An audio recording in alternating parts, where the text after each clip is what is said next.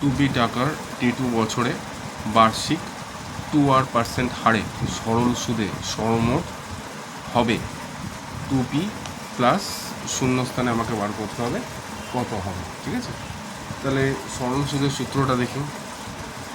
সরল সুদের সূত্র কী দাঁড়াচ্ছে, সেটা হচ্ছে SI equal to P into R into T by 100 হলো। এইবার এখানে আমাকে দেখে নিতে হবে যে P ইকুয়াল টু কী হচ্ছে। এখানে P ইকুয়াল টু হচ্ছে মূলধন,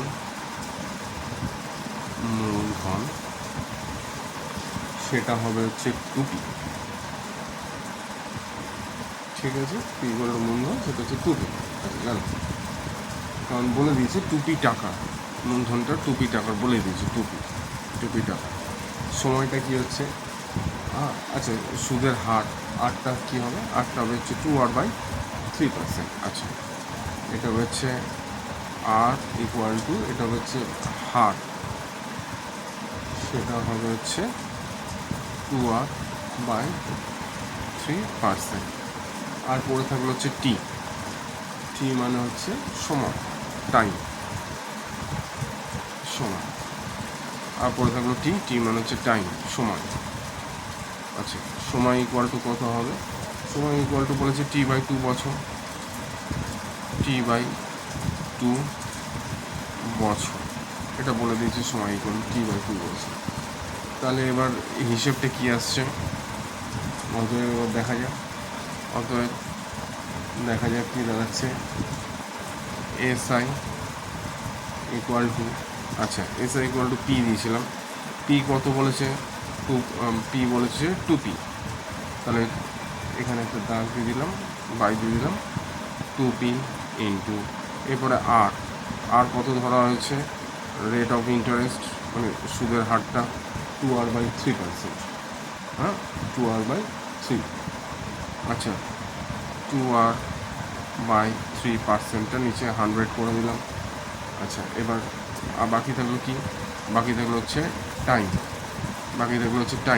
টি ইন্টু টি টাইম কত আছে, T/2 টাইম। ঠিক আছে, আর SI ইকুয়াল টু, সরলীকরণ করলে কি পাওয়া যাচ্ছে এবার দেখা যায়। SI ইকুয়াল টু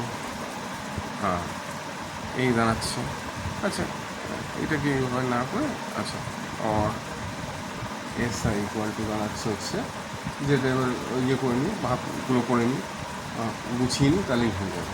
ঠিক আছে, হ্যাঁ, তাহলে এখানে এটা কেটে গেল। ঠিক আছে, তাহলে দাঁড়াচ্ছে, হ্যাঁ আচ্ছা, তাহলে হয়ে যাচ্ছে ব্যাপারটা SI ইকুয়াল টু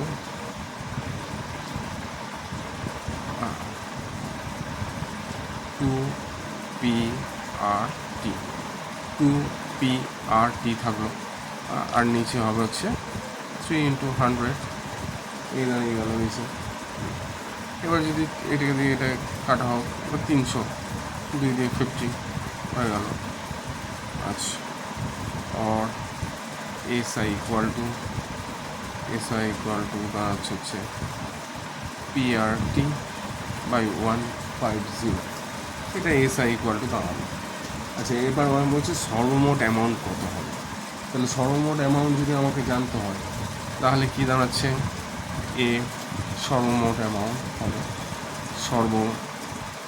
সর্বমোট অ্যামাউন্ট হবে, আচ্ছা সর্বমোট হবে, হ্যাঁ অ্যামাউন্ট হবে বলে এখানে ইকুয়াল টু, তাহলে টোটাল অ্যামাউন্টে যেটা ছিল, মূলধন ছিল সেটা, প্লাস সুদ পেয়ে যেটা হয়েছে, সরল সুদ পেয়ে যেটা হয়েছে SI, এই দুটো যোগফলই তো হবে, তাই না। তাহলে P ইকুয়াল টু কী ছিল, মূলধনটা ছিল হচ্ছে 2P। আচ্ছা, প্লাস এখানে কি আছে, PRT, পিআরটি বাই 150, এসআই হচ্ছে পিআরটি বাই 150।